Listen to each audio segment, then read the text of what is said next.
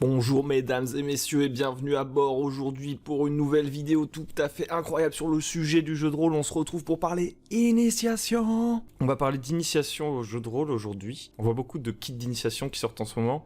On parle souvent d'initiation dans le jeu de rôle pour dire que voilà, pour commencer à faire du jeu de rôle, il faut être initié, etc.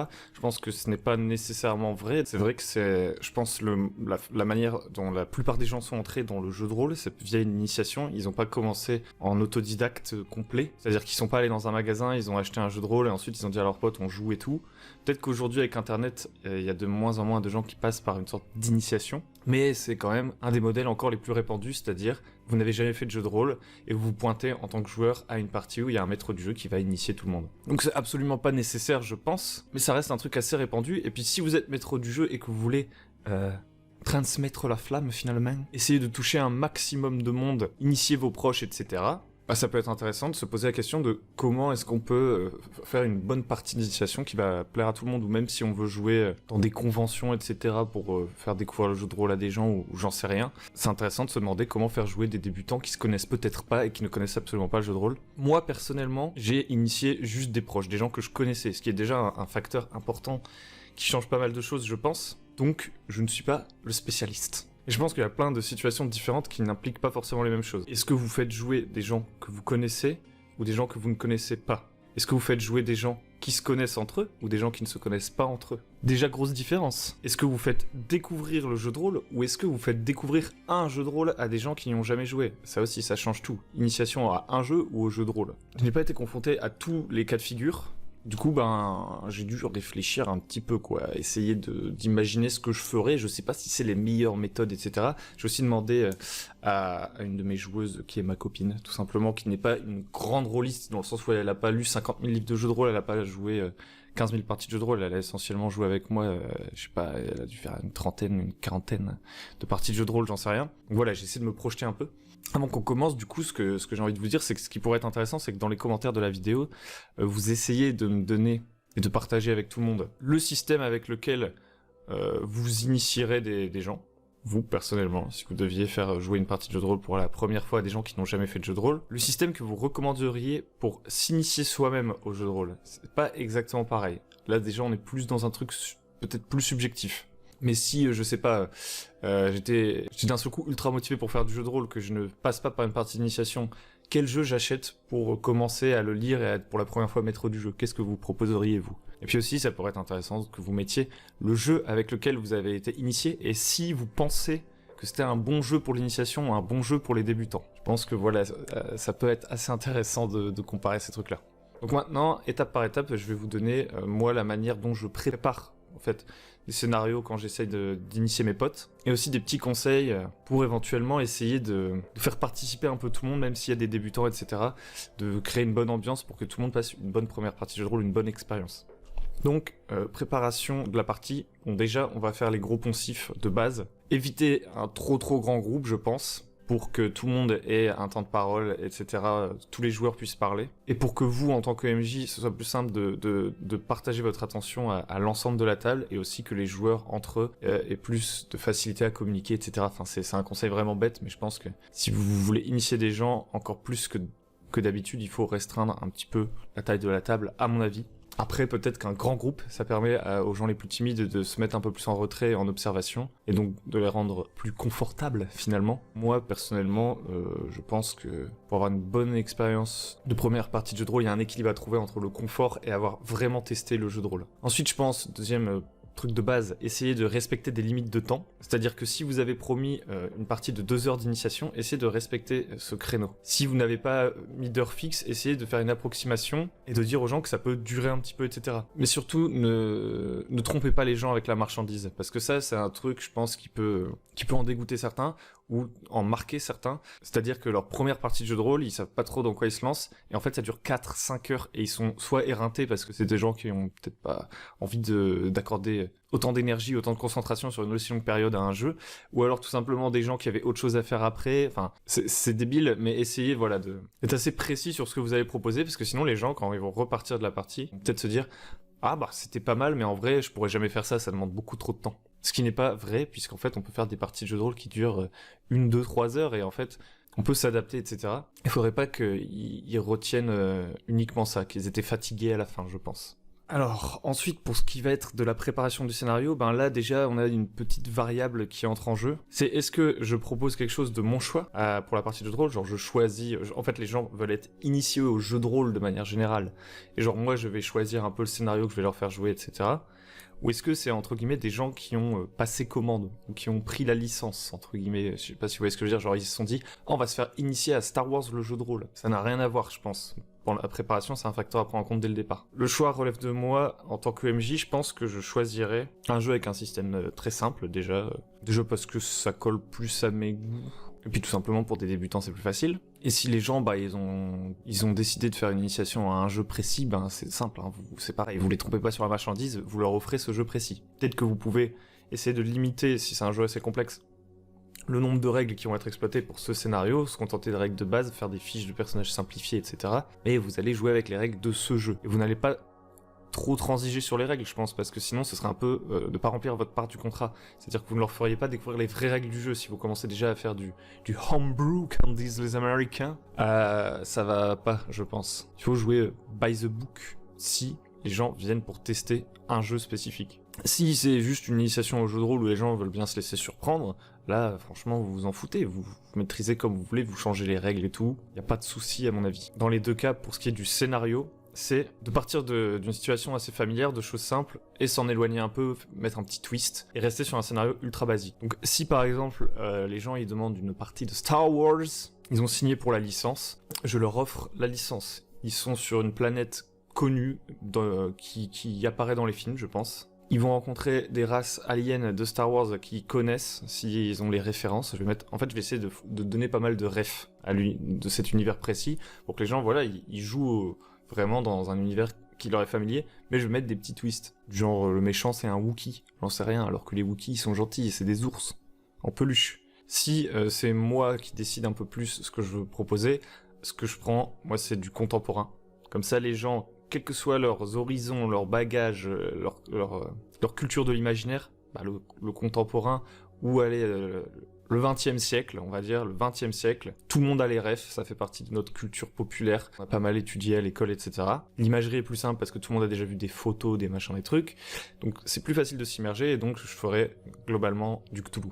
Du Cthulhu, moi je trouve que c'est un des meilleurs trucs pour tous les débutants, ou alors de l'horreur contemporaine, de la fantasy contemporaine. Et je trouve que c'est hyper efficace parce qu'en fait vous partez de choses hyper connues, hyper familières, hyper confortables, et vous basculez dans le surnaturel, et là vous faites un délire total. Vos joueurs sont surpris, c'est incroyable. Pour les scènes que j'essaierai de mettre dans mon scénario, j'essaierai de faire le mix classique, mettre une petite scène de combat, une petite scène sociale, une petite scène de course-poursuite, enfin, essayer de faire un équilibre entre le roleplay, un peu plus utiliser les mécaniques du jeu, etc. Vraiment rien de spécial, assez classique, essayer d'en mettre pour tous les goûts.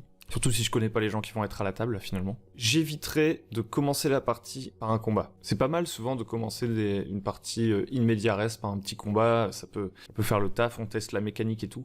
Mais pas pour de l'initiation avec des joueurs qui ont jamais fait de jeu de rôle, à mon avis. Parce que, alors ça dépend de votre système, hein, mais dans la majorité des systèmes, le combat, c'est un des trucs où les règles sont les plus lourdes et les plus complexes. Si vous commencez par ça, ça risque de vachement ralentir la partie, et les gens risquent de passer à côté de l'essence de ce qu'est le jeu de rôle. Je pense vraiment qu'il faut commencer par une scène de roleplay assez classique, où à la limite il y a quelques jets de dés pour des résolutions d'actions simples, etc. Donc moi en fait je choisirais, contre toute attente, la scène d'embauche. Il y a plein de gens qui disent « Ah non, j'ai vraiment vu et revu de faire la scène de l'aubergiste, etc. » Alors on n'est pas tout à fait sur cette scène-là d'ailleurs. En fait c'est une scène d'embauche mais où les gens commencent directement devant leur employeur. C'est-à-dire qu'ils sont pas dans l'auberge, vous leur dites pas « Vous arrivez chacun dans l'auberge, qu'est-ce que vous faites ?» Non, là, vous avez été convoqué par X qui va vous donner une mission de fou là, et vous êtes tous autour de lui dans cette pièce, il y a ses gros bras qui surveillent la porte, etc. Qu'est-ce que vous faites? C'est plus ce délire-là. Pour tout de suite mettre une scène sociale où tout le monde va interagir parce que en fait leur employeur qui va leur donner la mission, parce que voilà on est dans du one shot, il faut quand même que ça file. Cette scène d'embauche, ça donne l'occasion aux joueurs de décrire leur personnage assez facilement, parce qu'ils vont devoir se présenter à l'employeur, dire en quoi ils sont forts, etc. Et vous, en tant qu'employeur, vous allez leur poser des questions comme ça à chacun des joueurs. C'est un moyen tout simple, cohérent dans la fiction, d'interpeller chaque joueur individuellement, de le faire interagir avec un peu avec sa feuille de personnage, qui regarde un peu ce que c'est, de se présenter et tout, et de donner la parole à tout le monde dès le départ. Et puis ce que je vous invite à faire, d'ailleurs, avec votre employeur, c'est pas hésiter à être un peu rigolo, un peu vindicatif, mais vindicatif rigolo. C'est-à-dire s'il y a quelqu'un qui est pas attentif, si vous voulez vraiment participer à cette mission, monsieur, je pense qu'il va falloir être un tout petit peu plus présent. Si vous n'arrivez pas à vous concentrer maintenant dans ce bureau, qu'est-ce que ça va être sur le terrain? Ça vous fait rire, vous, que j'engueule votre pote?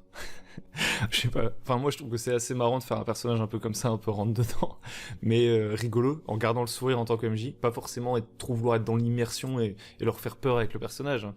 On peut rigoler avec eux de cette situation, et je pense que ça peut être marrant pour tester un petit peu les réactions et voir comment les gens discutent et essayer de capter leur attention, tout simplement. Question de goût. Dans le scénario aussi, j'essaierai de mettre, quel que soit le jeu auquel on joue, quelques énigmes, enfin, faire un tout petit peu appel au player skill, à faire un petit truc d'escape game, un petit jeu, un petit machin, demander aux joueurs, je sais pas, d'écrire une poésie, enfin, n'importe quoi. Vous leur demandez de faire un petit truc rigolo qui sort de la mécanique du jeu, à un moment du scénario. Ça doit pas prendre toute la partie, mais ne serait-ce que pour que, à un moment donné, tout le monde retrouve quelque chose de familier. Une énigme, c'est familier, tout le monde a déjà fait des énigmes, déjà fait un casse-tête, un truc comme ça, et que tout le monde puisse se retrouver à réfléchir autour d'un problème. Ou alors mettre un élément de party game, genre il faut dessiner un petit truc, j'en sais rien, pour que tout le monde rigole un coup.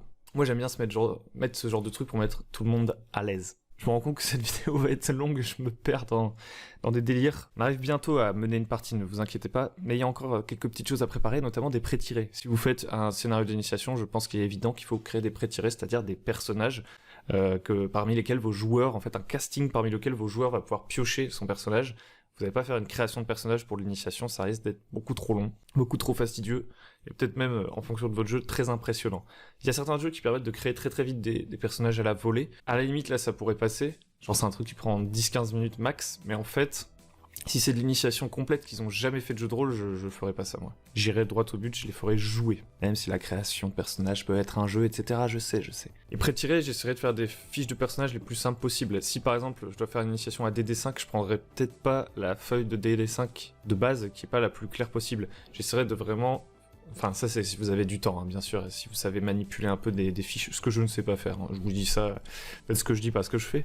Et en vrai, simplifier les feuilles de personnages, comme on peut trouver dans certains kits d'initiation des feuilles de personnages simplifiées, ça peut être très très cool, pour vraiment que tout soit mis en évidence, que la partie un peu calcul, qui sert quand on crée son personnage et quand il évolue, disparaisse un peu au profit d'une visualisation plus simple. Pour les pré-tirés, il faut des profils variés, il en faut plus que le nombre de joueurs, que tout le monde ait du choix, même le dernier à choisir, qui fasse pas un choix par défaut. Des choix assez mix, assez originaux. En fait, j'essaierai de faire un mix entre des choix vraiment caricaturaux, des clichés faciles à comprendre pour des joueurs qui ont envie de se rentrer dans la peau de leur personnage assez vite, et des personnages peut-être un peu plus nuancés, pour d'autres potentiellement, je n'en sais rien. Essayez, voilà, on va voir de la variété. Ok, j'espère que vous êtes toujours avec moi. On va enfin entrer dans la partie sur comment je mènerai la partie, un peu le déroulé. Première chose que je ferai, c'est, si les gens ne se connaissent pas, leur proposer de discuter 5 minutes de manière un petit peu informelle de qui ils sont en vrai, dans la réalité. Genre, salut, moi c'est Michel, je suis coach de boxe, mais aussi pilote d'avion. Bonjour, moi c'est Patrice, parachutiste, mais j'ai perdu mes 2 jambes en me faisant aspirer par le réacteur d'un avion. Aujourd'hui, je suis jongleur. Bonjour, c'est Hugo, je suis chez moi en train de me filmer. Bref, vous avez compris. Que tout le monde se présente un petit peu, ça peut, je pense, un peu briser la glace. Parce qu'en fait, finalement, une partie de jeu de rôle, c'est une longue conversation. Et une conversation, c'est toujours plus agréable quand on sait un peu à qui on parle, je trouve. On est plus à l'aise. Même si le fait de se présenter, finalement, ça va pas nous apprendre beaucoup de choses sur les gens qui sont autour de nous, hein. C'est pas comme si j'allais connaître toute la vie de cette personne, et chacune de ses sensibilités, etc. Je pense que ça va juste me donner quelques informations qui vont faire que je vais avoir un préjugé. Mais je pense que c'est quand même mieux que rien du tout. Ensuite, je leur file les pré-tirés et ils font leur choix, et en même temps, je leur explique un peu à quoi on va jouer, même si s'ils se sont inscrits à cette partie, ils savent peut-être déjà un petit peu, parce qu'on leur a expliqué avant. J'en profite également pour leur faire une sorte de petit brief, où je leur explique ce que c'est le jeu de rôle assez rapidement, en fait, la manière dont ça va fonctionner. Donc en fonction du jeu, ça peut être différent, mais moi, je vais vous parler de jeu de rôle traditionnel, mesdames et messieurs. Et donc je leur dirai, voilà, moi je suis le maître du jeu, je vais animer cette partie dans laquelle vous êtes des joueurs, qui vont incarner des personnages joueurs. On va raconter ensemble une histoire, finalement. Vous allez incarner les personnages principaux, vous allez me décrire vos actions, parler pour vos personnages, etc., interagir avec l'univers. Et moi, je vais avoir le contrôle sur une bonne partie de l'univers. Parfois, peut-être que, en fonction des jeux, etc., vous allez aussi pouvoir faire apparaître des choses dans l'univers, faire émerger des choses, etc. Bref, je leur explique un peu comment ça fonctionne. Je leur explique aussi que c'est un jeu coopératif, etc., etc. Je leur explique également très très brièvement comment fonctionne le jeu, en leur disant, bah voilà, quand il va y avoir de l'enjeu durant la partie, que par exemple, je sais pas, Corinne, ton personnage, essaie de sauter au-dessus d'un mur, ou toi, Jean-François, essaie de pirater un ordinateur, je n'en sais rien, et que on pense que c'est intéressant qu'il y ait un petit peu de suspense, que potentiellement plusieurs possibilités s'ouvrent dans la narration, qu'il y ait un enjeu, on va jeter les dés pour déterminer si oui ou non vous réussissez votre action, potentiellement à quel degré vous le réussissez, etc., etc. Et je leur explique la mécanique de résolution de base, mais rien de plus. Et c'est tout au long de la partie, quand de nouvelles situations se présenteront aux joueurs, que là, je leur dirai, bah voilà, là, on va faire un combat. Pour les combats, les règles, c'est ça. Regardez vos feuilles de personnage, tac, tac, tac. S'il doit bien y avoir un truc qui est bien travaillé, je pense, c'est l'explication des règles. Si il faut vraiment que vous entraînez un peu, peut-être, si vous êtes stressé, etc., à expliquer les règles à voix haute, ça va vachement vous aider pour le jour où vous allez jouer. Ensuite, bah, il va falloir commencer à jouer. Je pense que toutes ces étapes-là, pré-tirée, présentation de tout le monde, explication un peu de jeu, ça prend 10-15 minutes. Et ensuite, pour transiter vers la partie, ben, je pense qu'il faut faire une transition immersive. Peut-être lire un petit texte, quelque chose d'un peu cinématique, qui va aider les gens à s'immerger. Peut-être mettre une petite musique, j'en sais rien. Je sais pas de quels moyens vous disposez, etc., dans quelles circonstances vous allez le faire. Mais réussir, voilà, à bien montrer aux joueurs que là, on passe de... Nous étions en train de discuter informellement, quand soudain nous pénétrons dans un monde merveilleux dans lequel vous ne ressortirez jamais, vous serez piégés, vous jamais rejoindrez la secte des rôlistes. Et vous les faites rentrer comme ça dans la fiction. Ça veut pas dire que d'un seul coup, vous devez complètement vous effacer, je pense. En tant que maître du jeu, je pense qu'il n'est pas bon de s'effacer à 100% derrière les PNJ. Il faut rester accessible. Il faut réussir à faire la transition. Je suis le MJ à je suis un PNJ. Parce que si à partir de ce moment-là, vous ne parlez qu'à travers vos PNJ, ça peut mettre des gens complètement mal à l'aise et c'est endgame pour eux. Ceux qui sont très extravertis, qui aiment bien un peu le théâtre et tout, ils vont être là en mode « Yeah, c'est super, on fait du théâtre d'improvisation, j'adore !» Et c'est ceux qui sont un petit peu plus introvertis, qui viennent pas chercher la même chose dans le jeu de rôle. S'ils ne peuvent plus s'adresser au maître du jeu et que vous êtes un mur, que vous ne voulez plus faire de méta du tout, il va y avoir un problème. Donc là, il y aurait la situation de départ. Hein. Pour moi, ce serait le truc de l'employeur dont je parlais avant. Et au fur et à mesure de la partie, ce que je vais essayer de faire, et ça, c'est vrai que j'aurais pu en parler dans la préparation, ça en fait partie, mais je vais essayer de présenter des choix quand même assez clairs à mes joueurs. Alors à chaque fois, les choix, bien sûr, ils sont facultatifs. Les joueurs peuvent faire des choses que je n'avais pas prévues. Mais au moins qu'à chaque fois, les options soient assez claires pour qu'ils puissent s'en emparer, tout simplement. Et au moins que ça donne des idées à ceux qui sont pas très forts en problem solving. Parce que si je dis qu'est-ce que vous faites à mes joueurs à chaque fois, ça va toujours être les mêmes qui vont essayer de résoudre les problèmes. Et d'ailleurs, on va en venir maintenant. Plus important, qu'est-ce que je ferais pour essayer de rendre tout le monde à l'aise et essayer de faire participer tout le monde?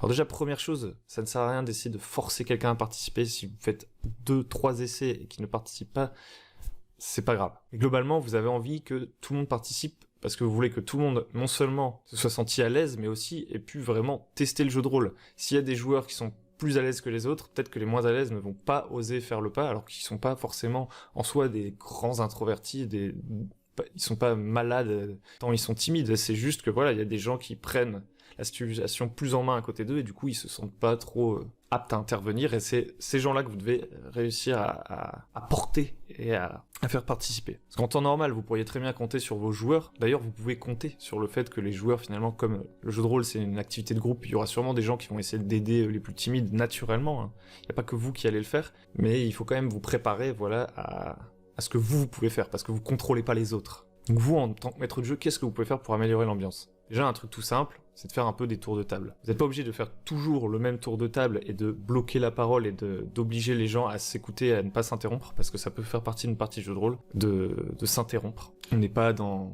une conférence non plus quand on fait du jeu de rôle. Mais c'est quand même intéressant d'essayer de faire une rotation de la parole, tout simplement, d'essayer de s'adresser à tout le monde, tout simplement. Aussi, autre piège, c'est le « qu'est-ce que vous faites ?»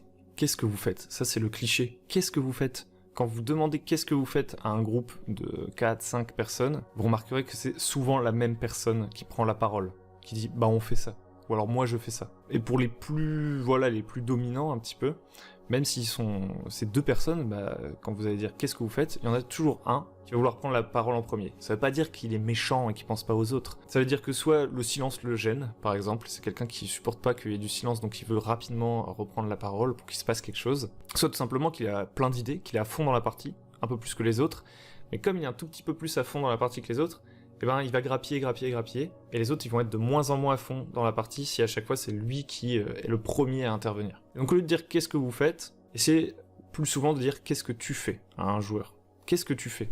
Qu'est-ce que vous faites? Réservez-le vous pour des situations un peu de calme, où il faut prendre des grandes décisions pour le groupe et où il y a un petit peu de temps, genre 10-15 minutes pour réfléchir vraiment à la suite. Ce qui devrait pas être trop le cas dans un scénario d'initiation où on essaye d'aller assez rapidement, surtout si vous avez des contraintes de temps. Si quand vous dites qu'est-ce que tu fais à quelqu'un, cette personne a toujours du mal à s'exprimer, à donner une idée, etc., je pense qu'il faut préciser la situation. Il faut préciser la situation, c'est aussi simple que ça. Il y a plusieurs raisons qui peuvent faire que quelqu'un n'ose pas prendre la parole ou n'a pas d'idée. Ça peut être qu'il est timide, ça vous pouvez pas y faire grand-chose, à part lui tendre plusieurs fois des perches et essayer qu'il se saisisse d'une d'entre elles à un moment donné. Ça peut aussi être qu'il a du mal à imaginer la situation, et il n'ose pas poser des questions. Il n'ose pas redemander ce qui se passe. Et comme il a du mal comme ça, vous allez lui offrir ça. Vous allez lui dire, tu vois parfaitement comment est configuré le champ de bataille, il y a machin qui est en danger, il y a un ennemi qui arrive là qui va bientôt t'attaquer. Vous devez traverser le pont avant qu'il y en ait d'autres qui arrivent derrière vous. C'est un pont branlant, qu'est-ce que tu fais? Qu'est-ce que tu pourrais faire pour faire avancer cette situation? Vous redonnez des informations à la personne, surtout si vous êtes dans un jeu où que vous avez une maîtrise, ou que les joueurs sont lents, que les combats ont beaucoup de mal à avancer. Je peux vous dire que les gens, ils peuvent tout simplement attendre leur tour. On sait qu'il y a d'autres problèmes, je pense, s'ils attendent à ce point-là. Ils peuvent attendre leur tour pendant très longtemps et oublier un peu ce qui se passe. Et une battle map, même si ça peut les aider, c'est pas toujours suffisant. Donc voilà, réinsister sur la situation, mais aussi sur les forces et faiblesses du personnage, et même potentiellement lui donner des options. Si c'est quelqu'un qui a vraiment du mal à faire des choix, ça c'est encore un autre truc, quelqu'un qui a du mal à faire des choix, vous pouvez lui exposer des choix clairs, l'aider à faire des choix. C'est pas grave, vous ne volez pas sa liberté, vous ne l'empêchez pas de jouer au jeu de rôle, en lui proposant des choix. S'il y a quelqu'un qui fait « Oh, je sais pas ce que je peux faire... » Vous lui dites « Bah là, en fait, t'as un pote qui est en train de faire défoncer. Tu pourrais l'aider en le soignant, en l'aidant à abattre son adversaire. Mais c'est pas trop ton point fort. Toi, t'es plutôt quelqu'un qui est fort pour l'infiltration, etc. Donc peut-être que tu pourrais aller dans la pièce suivante. Parce que peut-être que dans la pièce suivante, tu vas trouver un objet qui pourra vous aider pour le combat. Ou alors peut-être que tu peux aller aider machin. » Vous formalisez un petit peu plus les choix pour que ça facilite la prise de décision. Et vous lui rappelez vraiment les forces et faiblesses de son personnage et ce qui est potentiellement le plus efficace, sans pour autant l'obliger. Vous lui expliquez, vous essayez juste de l'aider. Il y a un équilibre à trouver entre la liberté que vous laissez vos joueurs, le non-interventionnisme, et justement leur filer un coup de main. Pour qu'ils s'amusent, parce qu'ils sont venus pour s'amuser. Et au final, ce sera eux qui prendront leur décision à la fin. Ensuite, autre chose, il ne faut pas forcer les timides à prendre la parole. Il ne faut pas aller en confrontation avec ceux qui la prennent trop facilement. Typiquement, s'il y a quelqu'un qui prend toujours la parole et qu'il y a quelqu'un qui est un peu de côté, ne dites pas, je pense, hein, c'est mon avis, machin, est-ce que tu pourrais parler un petit peu moins pour laisser l'occasion aux autres de parler? Là, vous créez un conflit dans le groupe. Vous gênez les gens. La personne qui est introvertie, elle va être gênée qu'on vienne l'aider. Elle va être gênée qu'on lui braque la lumière sur elle. Et l'extraverti, celui qui a tendance à beaucoup parler, soit il va être vexé, soit il va tout simplement se sentir mal à l'aise en se disant « Merde, en fait, j'empêche les autres de jouer, je suis pas sympa, etc. » Et vous allez semer le trouble dans le groupe. C'est pour ça qu'il vaut mieux demander qu'est-ce que tu fais que qu'est-ce que vous faites pour redonner la parole à certaines personnes. Et si, là par contre, alors que vous avez dit qu'est-ce que tu fais à quelqu'un, il y a quelqu'un qui vient interrompre, là vous dites « Attends, j'ai demandé qu'est-ce que tu fais à machin ». Et sinon, un autre truc que vous pourriez essayer de faire potentiellement, c'est de demander au PJ, si la fiction s'y prête, de désigner un chef dès le départ. Leur employeur va demander « Et c'est qui le chef de votre groupe d'ailleurs? À qui je dois m'adresser pour négocier le salaire ?» Et là, certainement que la personne qui est la plus à l'aise, la plus extravertie, elle va se proposer. Et comme vous avez déclenché une sorte de situation où il faut choisir un chef, elle va demander aux autres « Ça vous va si je suis le chef et tout ?» Et puis les autres, ils vont peut-être dire « Oui ». Et en fait, vous allez formaliser cette relation qu'il va y avoir entre ceux qui participeront certainement plus, qui vont trancher dans les débats, et ceux qui sont tout simplement un petit peu plus des suiveurs, j'aime pas le terme, j'ai pas d'autre terme. Vous allez un peu formaliser la relation des gens dans le groupe, ce qui va la rendre plus saine, très certainement, que si en fait c'était informel, et que du coup, ceux qui aiment bien parler, qui sont proactifs, et ben en fait, essayez tout le temps de tirer la couverture vers eux, et les introvertis se laissent faire.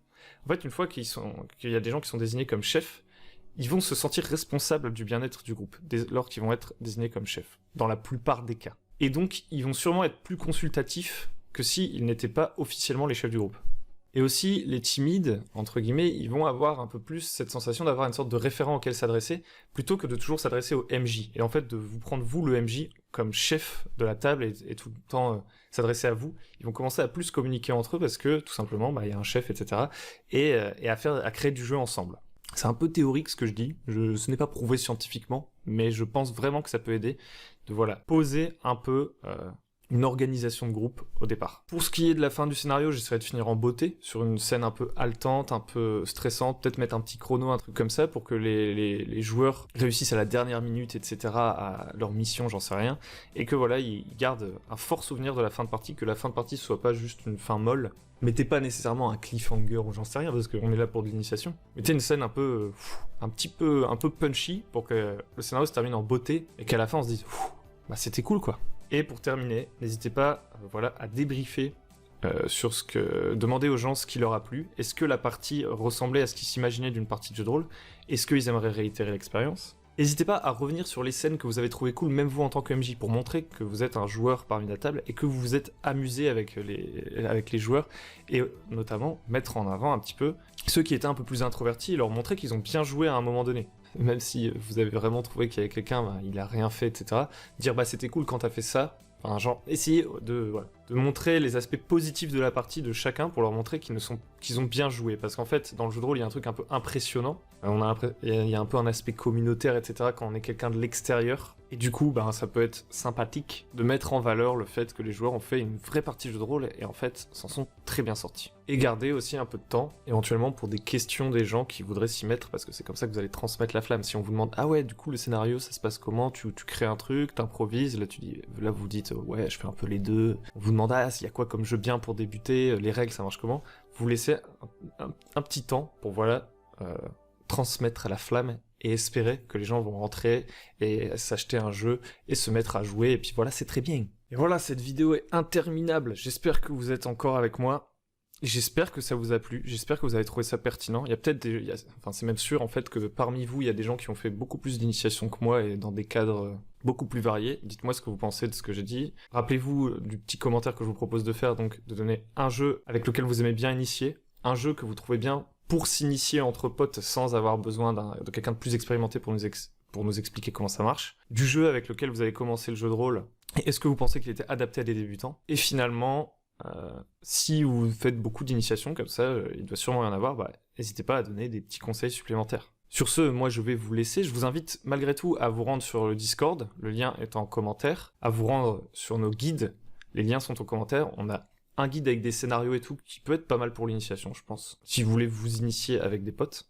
Et on a un guide pour les maîtres du jeu débutants, avec des conseils pour préparer sa première partie de jeu de rôle. N'hésitez pas à liker, à vous abonner, à mettre la cloche, à partager cette vidéo si elle vous a plu, ça nous aide beaucoup. Je vous dis tout simplement à très bientôt sur le bon MJ.